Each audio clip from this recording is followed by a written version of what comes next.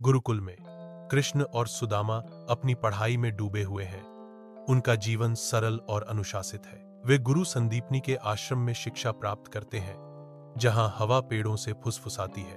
भोर की तेज रोशनी में सुदामा और सुशीला की विनम्र झोपड़ी उनकी गरीबी का प्रमाण है। सुशीला आग्रह करती है, तुम कहते हो कि कृष्ण तुम्हारे मित्र हैं, अब वह एक राजा है, तुम उनसे मिलने क्यों नहीं जाते? शायद हमें कुछ मदद मिल जाए।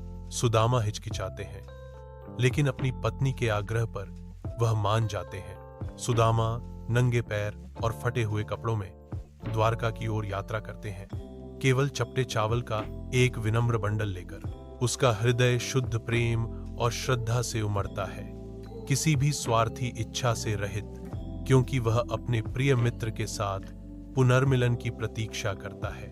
द्वारका पहुंचकर सुदामा इसकी लुभावनी सुंदरता से अभिभूत होकर आश्चर्यचकित रह जाते हैं। कृष्णा ने सुदामा को देखा और उसकी ओर दौड़ा।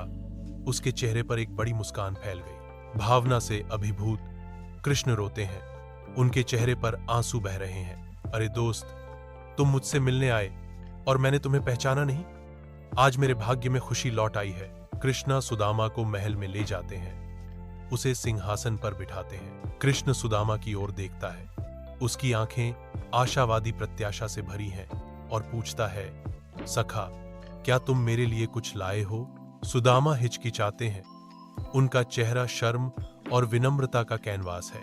एक कोमल मुस्कान के साथ कृष्ण स्वयं विनम्र पेशकश के लिए हाथ बढ़ाते हैं। कृष्णा बंडल खोलता है, चपटा चावल प्रकट करता है और उसकी आंखें वास्तविक खुशी से चमक उठती हैं। जैसे ही कृष्ण पहला निवाला खाते हैं, देवी लक्ष्मी चमकती हैं और दूसरे कौर के साथ सुदामा का घर समृद्धि के स्वर्ग में बदल जाता है।